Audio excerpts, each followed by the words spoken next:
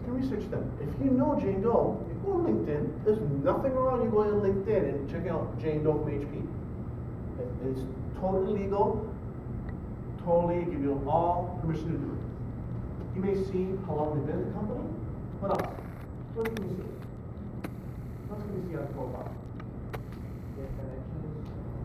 Their connections. You know some of their connections. It's almost being a little bit of a detective. Right? You watch those CSI shows. It's a detective, right? I think it's a good thing. I mean, you have a little social, what am I looking for? Recon. Social recon engineering on that. Because I bet you they're probably doing it on you as well. They're searching online as well. So be aware of that. It may seem like a little aspect of what you're doing, but it really works out. Host.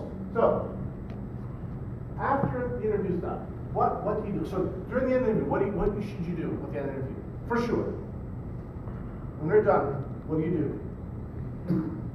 It's very important. That's what his next steps are. Say it louder. That's What are the next steps? Please write it down. Follow-up, ladies and gentlemen, is where everyone messes up. I have a friend of mine, Idan McNuff, who's my workout partner. He's applying to all these jobs, and he wasn't following. I was like, Idan. And he knew exactly, we were working for a year and a half, 2 years. He goes, why do you keep on about follow-up? I go, don't you want? He goes, man, he applied for a job for the TDSB. He wanted it so bad. It was good pay. He didn't follow up. I went to my son, I go, did you follow up? No, I didn't. I go, do you want it? Yes. Can you follow up? He followed up, he got it. If this has happened over again, so please write it down. Follow up, follow through is a good thing to do. It's like a rule. That's all. Follow up, follow through is a good thing to do. The reason is, this is one thing I think maybe I've realized in business, is we always have to be mindful of the result. You've taken time out of your day. They've called you, you've interacted. You have to make an effort to seek the conclusion. Because they might not. It's a fact.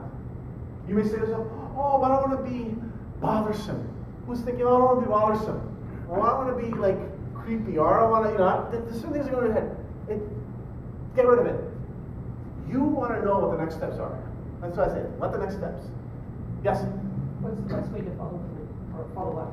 Follow up, thank you. Phone, email, when, a week, 2 weeks. Write it down, put it in your Google Calendar, give yourself a reminder, and call them that day. Solved it for you. Okay? Google Alerts, send yourself an alert. On your phone, you do the same thing. Okay? It's certain principles and strategies that I've been doing in business that apply the same thing in here. If you really want that, you got to put the effort to get it. Because you may forget. Okay, you may forget. You have one different interviews. Oh yes, I have to call June Black on this day. Call her back. And if he doesn't reach her, then wait a few days and call her back again. I had a guy who really wanted this job. It was for an engineering company. 6-figure job. He followed up 6 months. Every month for 6 months. And he got the job. The 5th month, the guy says he used to call at different times. He said, I never met someone so determined as you to get this job. The employer. I think we're making the right decision. But my best story was here. Canada Job Expo 2 years ago. So lady in the back row, I was having a follow-up. I was just harping a follow-up, and I saw it. She was making all these notes. I get an email the same day. She goes, I got the job. She was the title. She goes, because when you sent a follow-up, I called up, and I followed up and I got the job. She says, you're the only person to follow up, and we appreciate that determination. We like a boy like that who's actually diligent follow-up. I kept the paragraph. But think about this, you're doing all this work, you're going on this journey, doing all this work, and then you stop. That's what the problem is. We don't continue. We don't. You have to be persistent. Like if there was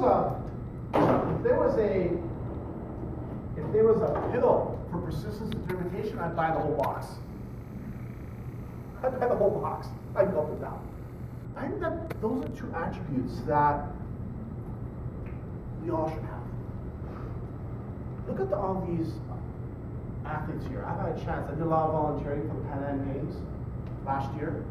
Okay, and I met an athlete. She is from Mexico. Her name's Paola Langoria. She's 26 years old. She is #1 in the world in racquetball, singles, doubles, and mixed. I was like, and I play racquetball myself, not competitive, but I play racquetball. I was like, all three. I'm like, wow. And her goal is she's actually playing tomorrow to win all three in the Pan Am Games. And she's looking for some very tough competition. And I had a chance to speak to her. It was a little private event. And I said to her, can you tell me a little bit about how you practice? What do you do? What's your methodology? She goes, you know what? Nobody ever asks me that.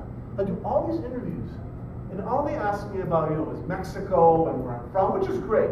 But they never really dig in, and she loves talking about that.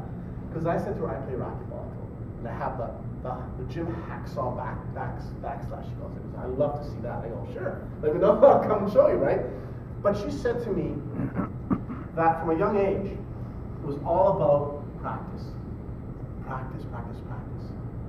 And there's a lot of YouTube videos of her, a lot of her matches, and I'm like, oh my